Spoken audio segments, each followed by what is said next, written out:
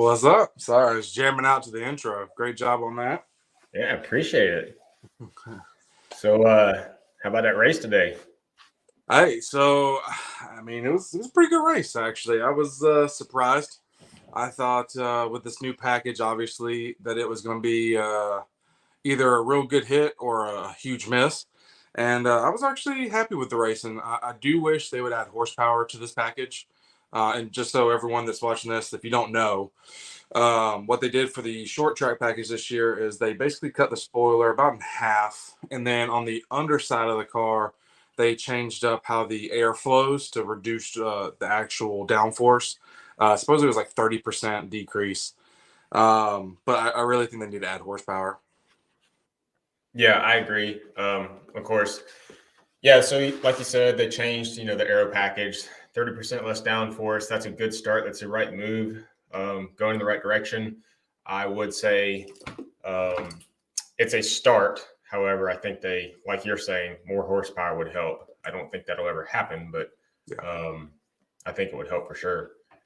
Other big news, though, aside from the aero change for this weekend, Hendrick Motorsports, they were hit with well, they haven't been announced with a penalty yet, but they did confiscate the hood louvers from the cars, all four Hendrick cars.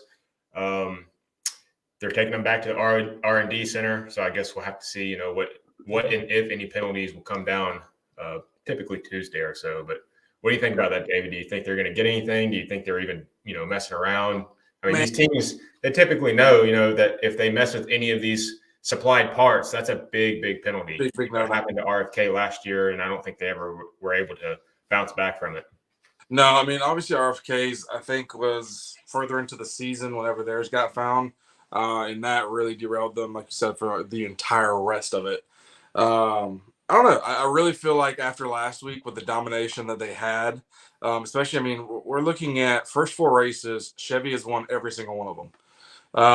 The first time since 2001 on that. So, I mean, I feel like NASCAR is trying to figure out, all right, where's this advantage coming from? And since Hendrick dominated last week, they're pretty much under a microscope with all this stuff right now, I feel like. Mm-hmm. And I really don't think it mattered because even after taking them and putting on the right ones per se, Larson came out and set a blistering qualifying lap. So it didn't speed him up, slow him down at all. Yeah, like you said, they took these hood louvers after practice on Friday night, and of course qualifying was on Saturday. So whatever laps and however fast they were, during practice, it seems like it translated over to qualifying and even to the race. So if they were indeed messed with, I don't think it made any difference. And if it did, it was very minuscule that I don't think any of us would have been able to pick up. Maybe the teams, but yeah, I think if it did anything, honestly, I think it was for heat extraction. I mean, kind of what louvers are made for to begin with. Mm-hmm. I just think they might have, if anything, maybe they found out a better way to keep the engine cooler longer, which is more power. I mean, I don't know. Obviously, it's all speculation right now. They're going to take them back to the R&D center. They're going to look and see what's going on with it. They can figure it out. But before we keep going, I want to make sure we mention real quick. And if y'all are watching this, make sure y'all hit the like button and subscribe no matter what you're watching on. Thank y'all so much. We appreciate it. But I think we got to shout out, and I'm thirsty. So I think we got to shout out our newest sponsor here with Kanga. So super easy. Put the 12-pack completely inside the actual cooler. And they're cold and ready to go. Easy peasy. Our code is in the actual description and also pinned in the chat if you're on the YouTube side. So make sure you use that because you can do that and then type in FASCAR 10 at checkout and save 10% on your order. So support the people that support us. We appreciate it. Thank y'all. And let's keep going through it. Look, like Joseph said that they took the hood louvers from Justin Haley's car too. So I never read about that, but I didn't see that. Yeah, I guess it's possible these guys, they're all kind of sharing information across the board on the Chevy side, doing what they can. I never read it. But... You know why his didn't make the news? Because he's not finishing in the top 5 every week. That's true. So, College cars have not been off to a good start this year in the cut side. No, not at all. I mean, you look and see everything that's going on out there, and I mean, I know even me, I had big high hopes for AJ, and he's been relatively quiet or hitting a wall the past couple Yeah, weeks. yeah. I would have thought AJ would have turned up, already, considering he's already had experience in the next gen car. Yeah, I don't know how many races he ran last year in it, but of course he ran full-time Xfinity, was a championship threat all the way throughout the year. So I was having higher expectations to the start of this year for AJ, but we've got a lot of road courses, and after we get back from Atlanta, they'll be going out to Dakota in 2 weeks, and hope he's got a legitimate shot at Dakota. He was there last year if it wasn't for getting old Chastain there at the end. yeah. Chastain, he's still racing the way he races, which I think is hilarious. We'll get to it obviously once we get to the Cup race. But Chastain got Chastain there at the end of the race. We'll discuss Yep. that when it gets time.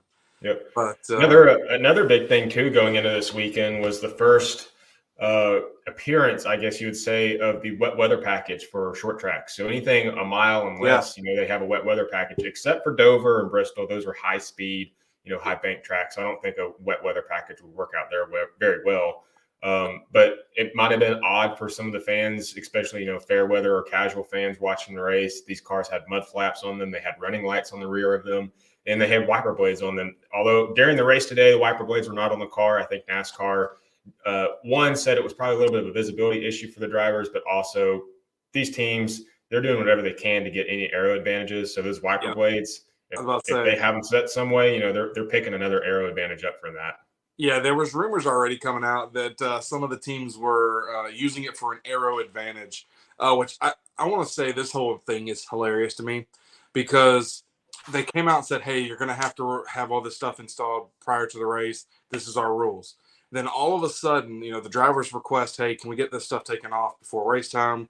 And up until the race today, there was you're leaving it on. And then all of a sudden, I don't know, 2-3 hours before the race, all of a sudden it was, hey, remove the wipers.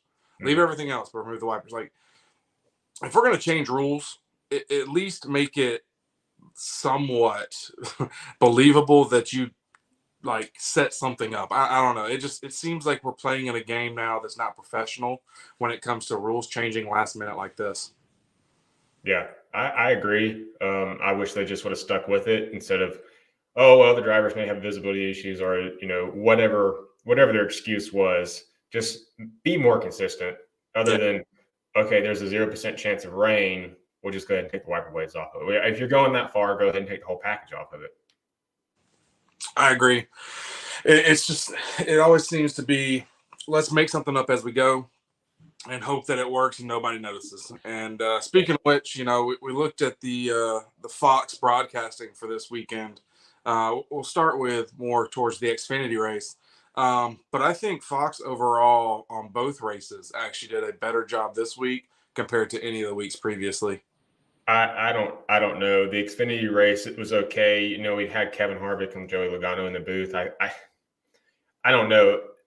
I think if they could get some continuity in the booth in the Xfinity series, I don't know.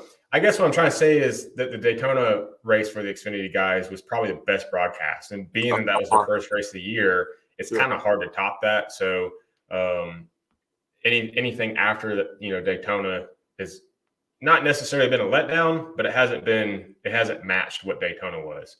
On the Cup side, I should say,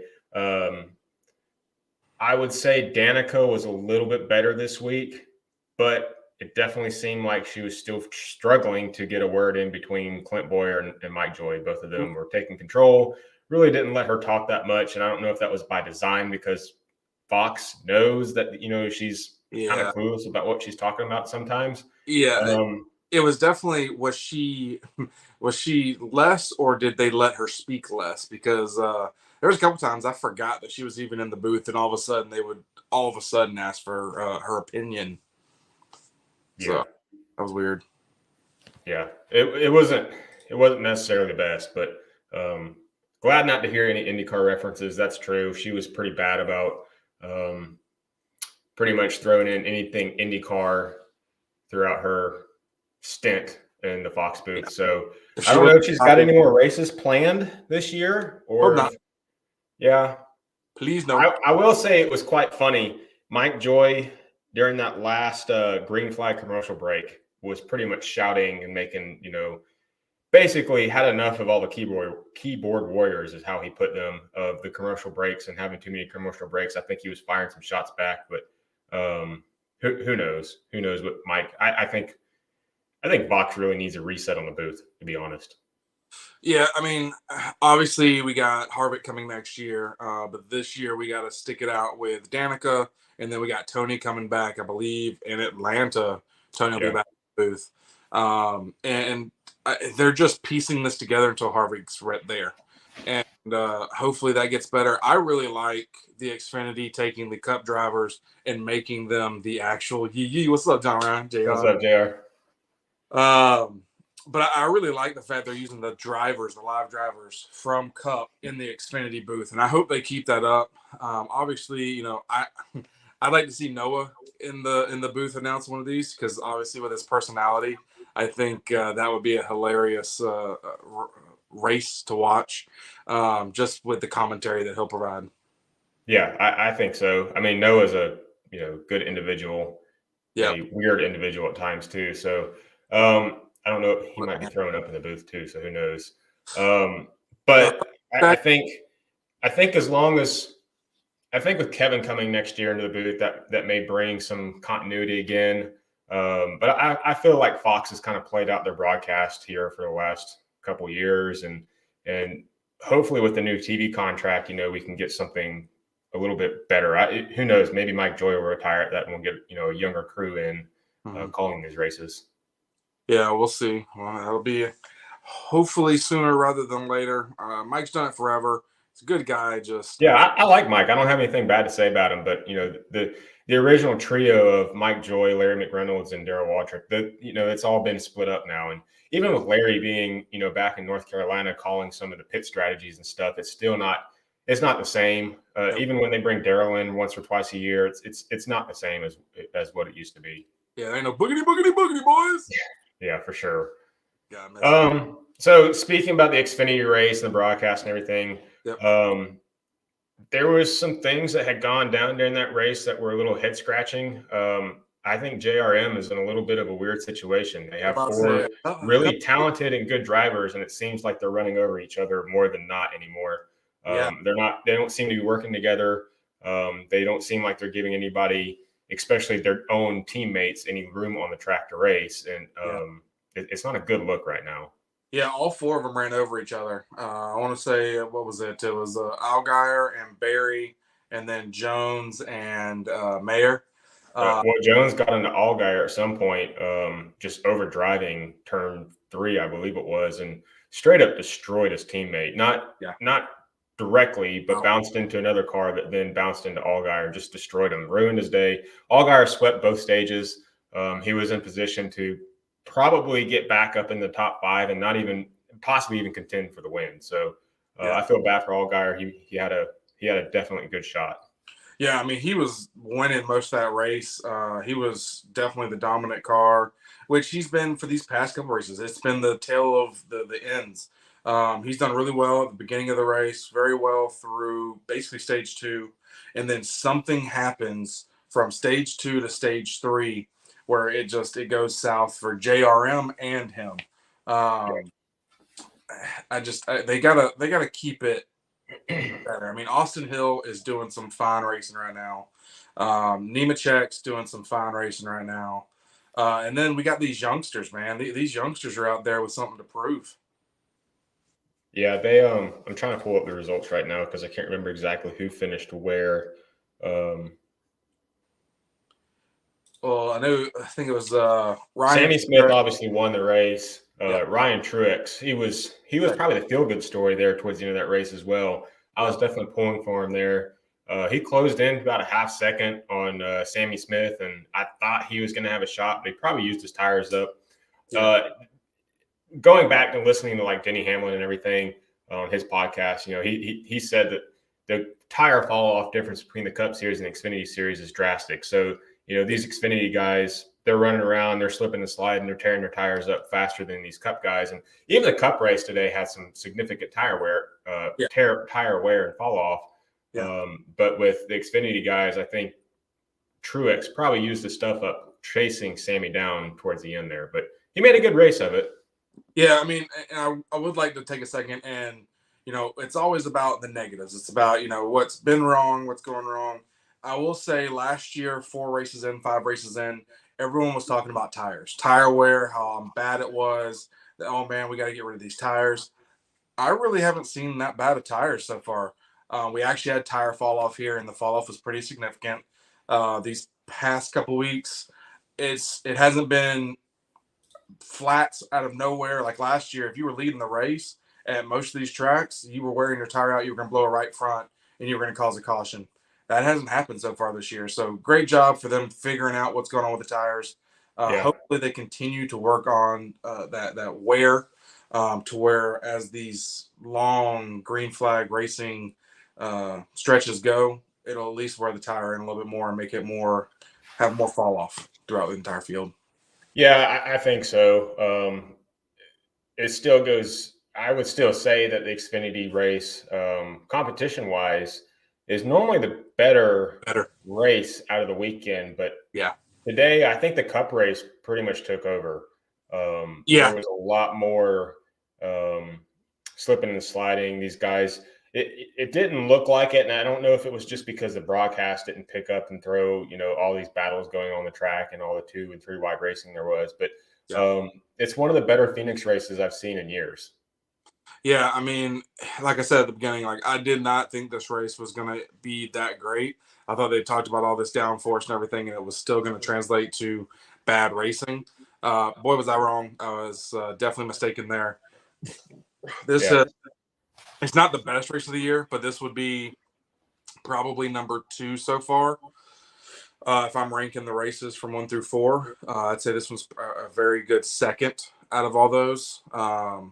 And I can't. It's hard to be so excited about Phoenix when all I keep thinking about is next week. And I mean, right now we are T-minus 7 days. We are going to be in field Atlanta, so that's going to be great. I cannot wait for that. Yeah, I'm super excited about this coming weekend, Atlanta. Of course, we'll be trackside right up against the fence. Last year, it was a fantastic race.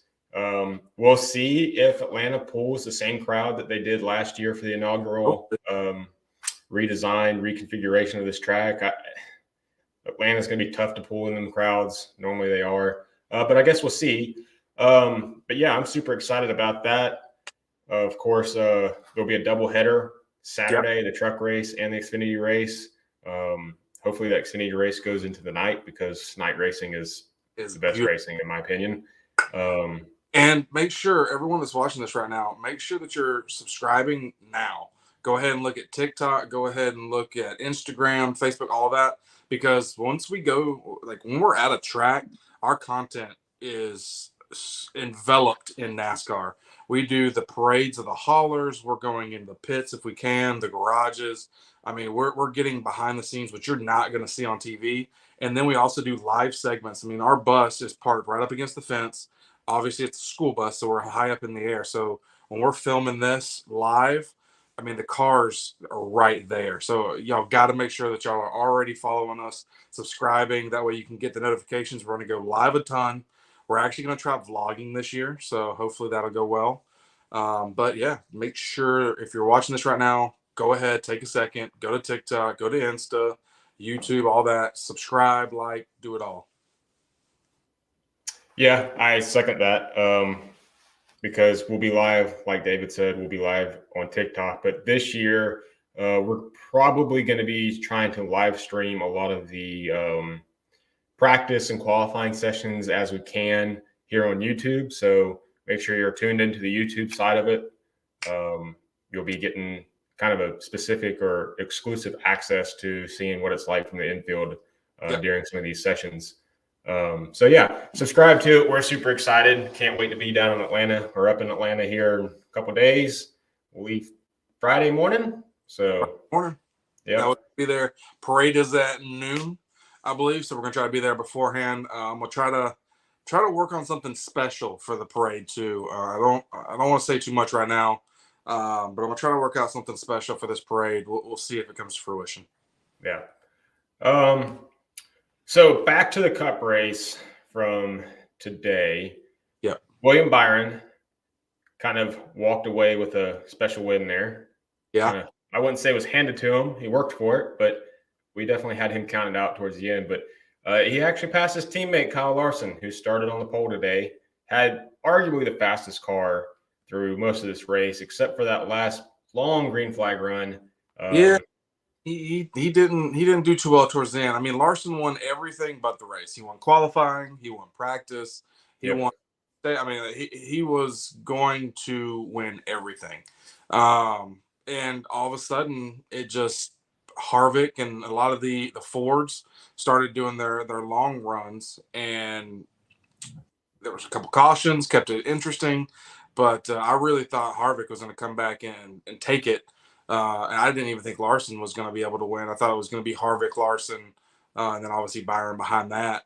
But some more cautions that are questionable cautions came out there with 10 to go and brought the wreck back around. I feel like they're just planting snipers out there now, shooting tires. Yeah. I guess we can kind of go down first as far as what our running order was. You know, we had William Byron, who ended up winning the race. Looked like Ryan Blaney. He kind of stayed there top 10 most of the entire race. Wasn't really talked about that much, but I think he kind of had one of the quicker Fords of the weekend. I would say the biggest shock of the race was Brad Keselowski. He was running top 10, certain times top 5 the entire race. I don't know where he ended up at, which is kind of a shame because he had such a good run going. You can see his nose from anywhere. You should know where he ended up. Yeah, that's true. I mean, him and Seabiscuit, they get down. Let's see. Keselowski ended up 18th. So that is not indicative of what he ran this entire race, which kind of sucks because he had such a good race going. Well, if you want to talk about not running with what they were doing the entire race, we got to talk about where Denny Hamlin and Ross Chastain ended up, because they were both there in the top. I know they were both top 10. I want to say really close to being the top 7. And that last restart, Hamlin used up every bit. It looked like he forgot how to turn and just pushed. He Chastain. And both of them ended up as the last lead lap cars once they crossed the finish line. So I had them in my fantasy. Cost me a lot of points. You know, it's interesting. But I think finally Denny gets his revenge on Ross. Well, I don't know if that's going to be a full revenge because I don't think Denny was intentionally trying to give up points there towards the end of the race. I think he found himself in a situation that he just took advantage of, using somebody up that used him up multiple times last year. You're saying he didn't do it on purpose? I'm not saying he did it on purpose to just intentionally go after Ross. I don't think that was his sole initiative. I'm saying what he saw Ross was there and said, you know what, he's used me up plenty of times in the past. I'm using him up here. I don't think it was in the forefront of his mind going into the last lap of I'm dumping Ross and not giving any fucks about it. I think that Denny was trying to get the best finish as he could, because it looks like Denny still. Let's see here. Where did Denny end up at? It's 22nd, 23rd. 23rd. Yeah. 23rd. So Denny ended up 23rd, and he was a top 10 car the entire race. So what I'm trying to get at is I don't think Denny took himself out of 10, 15 points by saying, oh, there's Ross on the last lap. I don't know. If that was Logano, would he have done the same move? For sure. Logano would have done the same move. But what I'm trying to say is I don't think Denny did it just to go after Ross. These guys. I think it's literally if you put anyone else on that outside, minus a rookie, I don't think Denny uses them up that much. Yes, I know what you're saying. But what I mean is like, I don't think Denny went into turn 3 or wherever that happened at with the intentions, you know what, Ross is next to me, I'm using him up. I think he went in that turn, overcooked it some, and it happened to be Ross was there. And at that point, Denny was like, you know what, I'm using him up. I'm cashing in some of these expenses. So I don't know. the broadcast didn't do the best job, showing what led up to everything there. There could have been something that happened, the lap before that Denny had enough of. Who knows? Yeah, they showed at the very end. They just showed an excerpt of it. But I don't know. Yeah. Y'all put in the comments below. Do you think it was because it was Ross? Do you think it was the Chastain move, or do you think if it was just like he says, like it was just racing right there? Because I really think if it was Logano or anyone else other than a rookie, he's not using them up right there, and then he finishes in the top 10 still. Yeah, I have a hard time believing that Denny would have given up the points just to cash in a situation like that. I don't think he thought it was going to go as far as it. I think he thought he was going to use them up, put them up into the wall. You agree with Andy? Well, nobody listens to you, so I could have not even put his chat up on the screen. just shows it there. Mute him already. I don't know. I mean, I guess we'll find out tomorrow morning on Denny's podcast. He's probably recording it here within the next hour or two.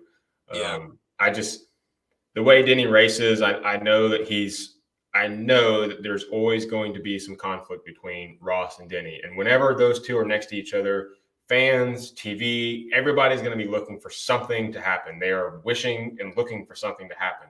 And so whenever they do make contact, oh, well, there's Ross getting payback from Denny. Well, I don't know if that was actually the case. I don't know if Denny was looking at just clearing Ross like that, because Denny took himself out.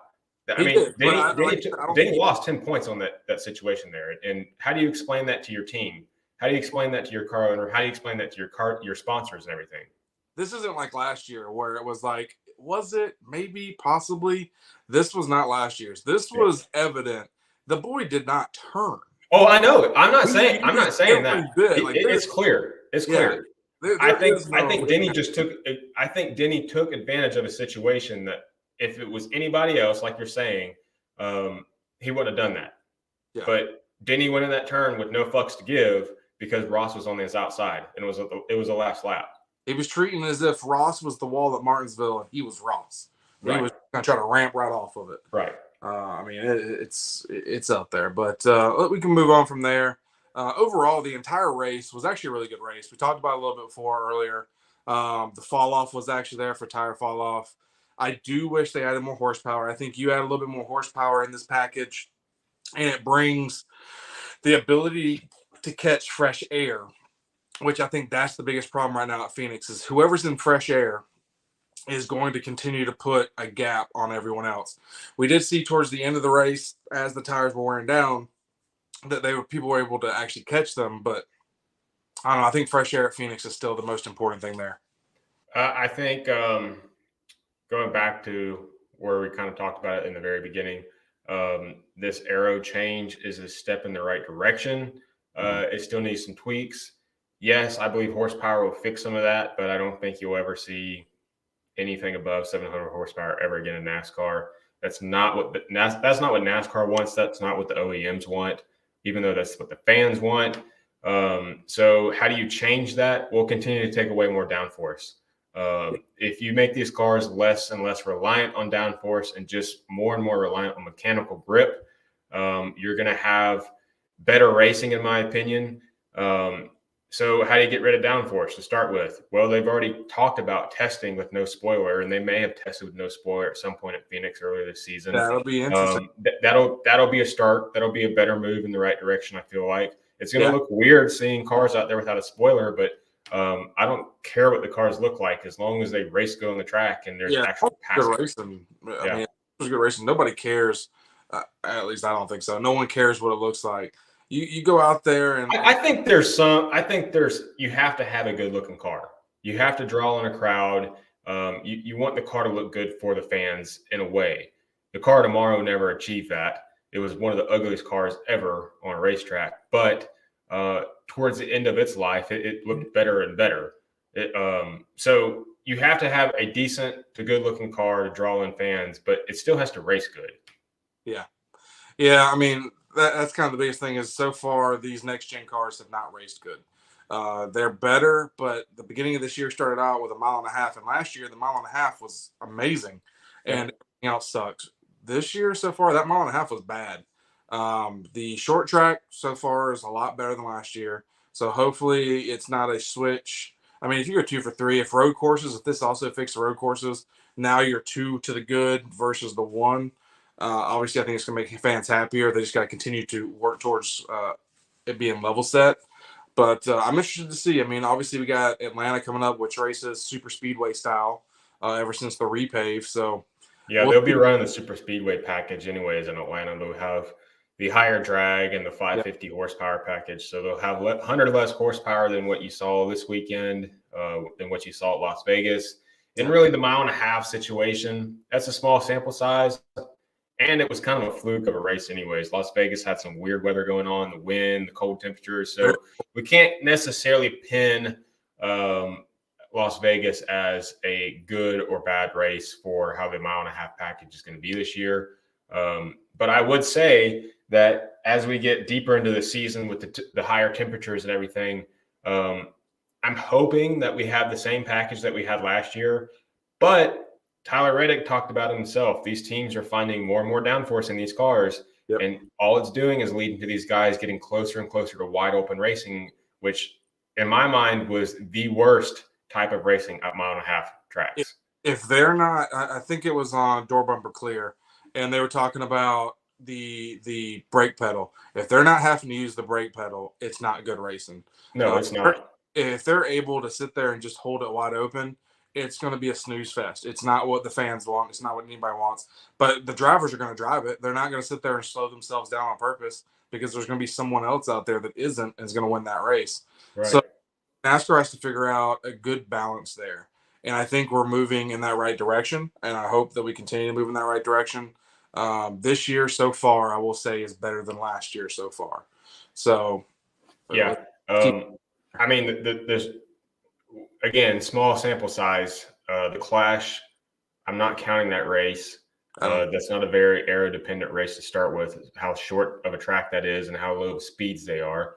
And with the guys playing bumper cars with each other, too. That was the most ridiculous race I've ever watched. So if we go back to this weekend, the racing was pretty good.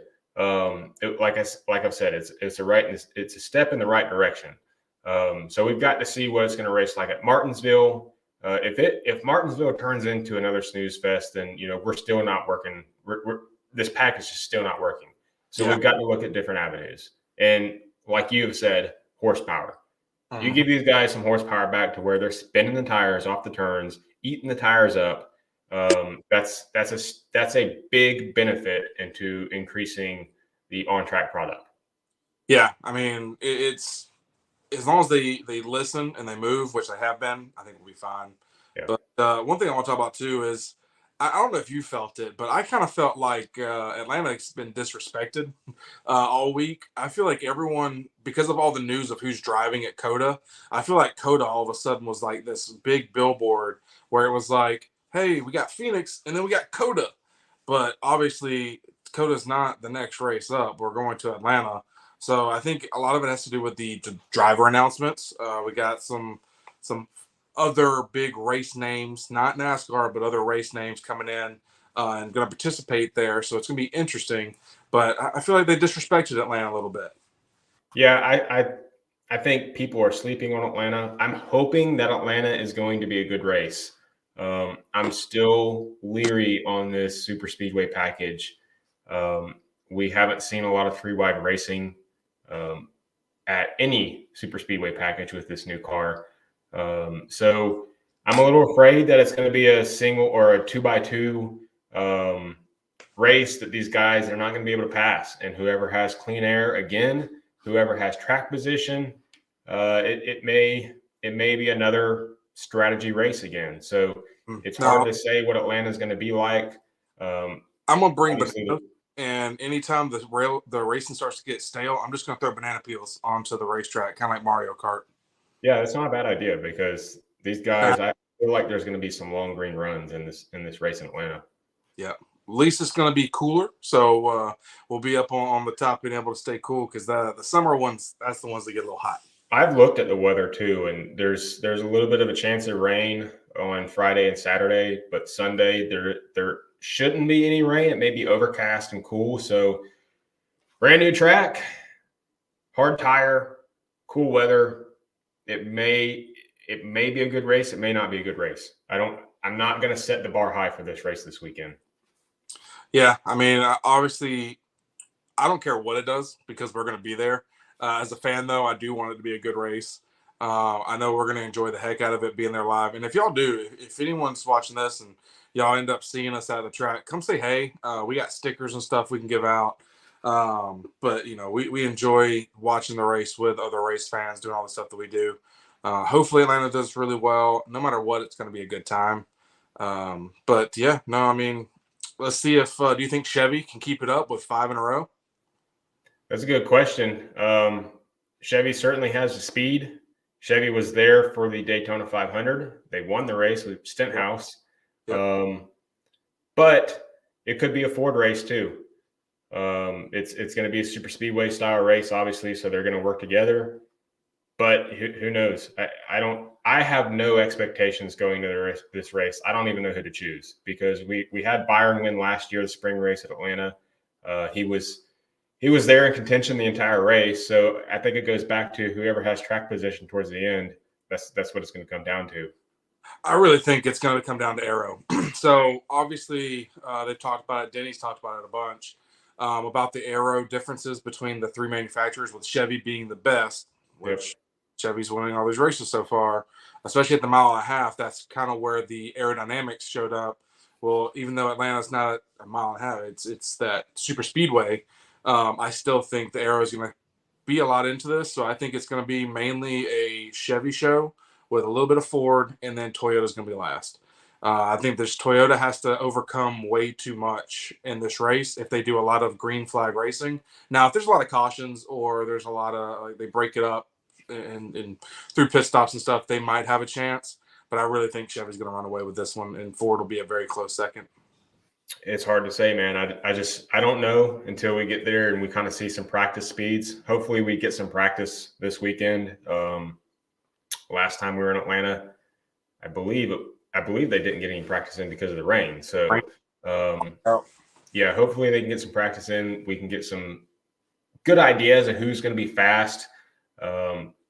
Although it's still going to race like a super speedway. So you gotta make your fantasy picks based on who's good at super speedway racing. Yeah. So speaking of which, who's your picks? Let's go ahead and start with that. So who you got winning Xfinity next week? That's gonna be tough. I think Allgaier is gonna break through. I think he's finally gonna get that win of the season, that first win. He's won in Atlanta before, post reconfiguration and pre-reconfiguration, so he knows that track very well. And I think JRM is going to have a bounce back race to where all 4 of their guys are going to be contending for the win. And maybe they've learned from their mistakes from Daytona earlier this year. We'll see. I mean, they're either going to run each other over or hopefully win. I think JRM's going to be strong, but since you already got Allgaier, I was going to pick Barry. I really think it's literally any race Barry's going to win. But I'm going to go Nemechek. He's done really well this season so far. He's doing some good racing, so I'll pick Nemechek since you got Allgaier. I got one more pick for you too, and that somebody you probably shouldn't sleep on is Austin Hill. He's a good super speedway guy. He won the summer race last year there. He's won Daytona twice now, so Austin Hill is a good pick. Joseph said Cole Custer. Cole Custer's another good pick. We'll see what he can do. Custer wise. Like, do you really think? Because all of us thought he was going to come in and dominate. At least I did for the Xfinity for these first. And so far, he's done good through stage racing, but has not brought home a win or brought home him in the top 3. He has to adjust back to this car. There's a huge difference between the Xfinity car and the next gen car. I think he's probably just having to learn some of those routines and rhythms and everything again from racing full time in an Xfinity car versus full time in a Cup car and a next gen car, which races completely different. Yeah, and I don't know. I would say let's give Custer probably another month or so, and we'll kind of get back to him and see where he stands. I think the same thing could be said about Ryan Preece in the Cup car. Even really Tyler good. Reddick, for one, being with a new team, even though he had a very good run this weekend, he was there in that top 10, top 5 again as well. So he finished fourth, third. Yeah, and he was one of the few that took 4 tires like Harvick did. Kind of the questionable last pit where Harvick took 4 tires and basically kind of cost himself the race there because the caution happened on 10. They went green back on 3. Obviously, there was another wreck. He didn't get to catch up far enough before the next wreck to send it to overtime. So, you got to think if he took 2 and Harvick took 2, we could be talking about a whole different type of end of a race. Yeah. Obviously, it didn't happen. I do want to say, too, at the very beginning of this, I was saying William Byron just wasn't as good. And, man, I was wrong. We got back-to-back. Byron is out there, and he is killing it on the track. So I'll be the first to admit that my call so far at the beginning of this year, depending on how he continues, right now my call was wrong because William Byron is racing really well. Is it too early to ask, is William Byron the real deal now? I think it's still too early to ask that. I don't think we're at that stage where we can be like, hey, this is his year, this is his come out, this is where it's going to happen. You got to see some consistency through the entire year. We got to at least get to the halfway point. We saw the same thing last year. He fired off fast at the beginning of the season. He won 2 quick races, Atlanta and Martinsville, and he was a no-show through the summertime. Yep. Now, granted, he did make the round of 8, and he did step it back up towards playoff time. But you have to be consistent through the entire year because, as we've seen, playoff points, they are so darn important to carry through an entire season. And if you aren't contending for stage wins and playoff points throughout the entire season, you're not going to get far in the playoffs. No, not at all. And I mean, you got to, speaking of that, being consistent and everything, one of the guys that we weren't quite sure if they were going to be consistent at all, especially after last week with their first time in the car, was Josh Berry. Josh Berry comes in and races for Chase Elliott. And last week, not very good at all. But this week, he finished in the – he was that silent – That's the perfect word to describe it, silent. They did not talk about him at all during the broadcast. And every time I looked, he was top 20, top 15. He was right there racing, getting his feet underneath of him between last week and this week. Last week was last second. You cannot have any expectations for somebody like that to go into a Cup car with no practice.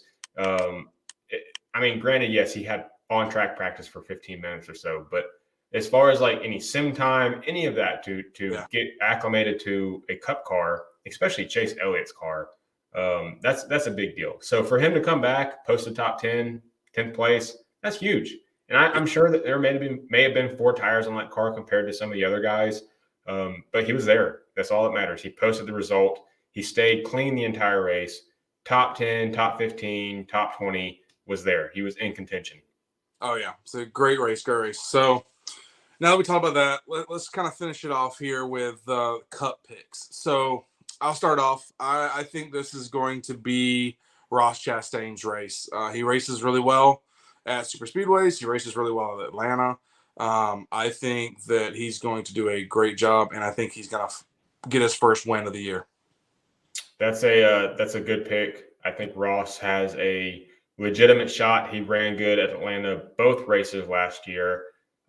He won Talladega, which is a super speedway style race. He typically is quite aggressive at super speedways and somehow gets through the mess and is able to get the win, or at least post a good finish. So Ross is a good pick. As far as my pick, I got to be careful on this because there's a lot of there hasn't been a lot of speed from them this year, other than for Daytona, and I'm gonna say Stenhouse. Okay, I'm gonna say Stenhouse. He's gonna go for 2. I think Joseph agrees. So, Joseph, come on now. You picked Blaney. I thought about Blaney too, but there's something about the speed that JTG has right now. They've kind of been an outlier. Yeah, they're still carrying some momentum. So I got Ricky going for 2 this year. Okay, so let's do this right now, real quick. Blaney, will he get a win this year? Yes or no? Blaney, will he get a win? Will he get a win? Yes. Yes. I'm going to say it's going to take most of the year, but he will finally get it near the end of the season. I don't think it'll take most of the year. I think he'll get on a run here. I mean, he finished second place today. He was in contention for most of the race, at least top 10 wise. So I wouldn't necessarily say that Blaney is going to take the whole year to get a win. They're building on some of that success they had last year, consistency wise, points wise. But I got to see this year for Blaney, I got to see him contend week in, week out, and close out races instead of leading a quarter of the race, half the race, winning a stage, and then nowhere to be found. So I've got to see some consistency from him. I got to see him put a complete race together. And I think that's what he struggles at. Obviously, we were listening to our boys over at Chairgate, and they were having a good old time on Blaney's behalf. Yeah. And it's warranted right now. Blaney just cannot finish the deal. So hopefully we can get some better racing here and from him. And maybe he'll get a win, but I still think it's going to be to the end of the year, at least the last, definitely second half of the season. But we'll see. Yeah, for sure. All right. So if y'all are still here, make sure y'all hit that like button. Also in the comments, put things you liked about this, put the things you didn't like, things we can improve on. I know my backdrop needs to get improved upon. I eat so much that I can't afford the nice backdrop. So, I don't have a flag addiction like some other people. Well, I guess it's this way for this one. Probably because you're a fan. Yes, we know you're a fan of Blaney. We know. Trust me. We know. Your bald spot reaches right with it. So I wonder what else. Anything else you want to get into? I can't really think of anything right now. I don't know. I think this week is going to be an interesting week to see if Hendrick comes down with any penalties on them. I have no idea what to expect. I don't know if NASCAR they thought that they've had an aero advantage and that's the first place they're going to start at. Everything I had heard is that, NASCAR officials, they can willingly take pieces off these cars if they see anything that they don't like. So, who knows? R&D Center, which we should get an answer from that by midweek. I think Bob. Typically Tuesdays. Yeah, typically Tuesday for fines and stuff like that. So stay tuned for that. Once we find out about it, I'm sure we'll make a news video that'll go out across all the socials as well. And again, I like to remind y'all, make sure y'all check out our TikTok. Make sure you check out Instagram, Facebook, YouTube. Hit likes on everything for us. We really do appreciate it. Hopefully we'll continue to get better as this year goes along. But next week, the biggest thing for next week is the fact that we are going to be doing this show live trackside on top of the bus. Yeah, so we're excited for that too. So make sure you share all of our socials to your friends. That way we can get our name out there better, the way the algorithms and everything work. We're trying to continue to grow this. We just want to bring good content to you guys. That's all we're trying to do. And remember, we are the only NASCAR news that actually goes to the track. There's a bunch of different NASCAR news out there that does not go to the track. It's not bringing you races live, not bringing you behind the scenes. We're going to do all that. That's what makes us different. We're not only race fans, but we also like going to races. And we built a bus. We've done all this stuff. We just did some renovations to it. If you haven't seen what it looks like, there's some photos up on Instagram, so go check it out. So, this is what we like to do. So we're bringing that to you. That's our difference compared to some of these other guys that are out there. Yep. We appreciate it if you hit the likes, you hit the follows, the subscribes. That's what gives us that, applause, so to say. I agree. I couldn't say it any better. We put this bus together for the intentions of going to multiple races a year and being more than just fans. We want to bring content to you guys and trustworthy news from trustworthy sources. That way you guys have a better idea what's going on. We're just trying to expand our growth. So like I said, share this video, like it, subscribe, whatever it takes. We're here for you guys. Yep, and that's all I got. So till next time, see you. See you.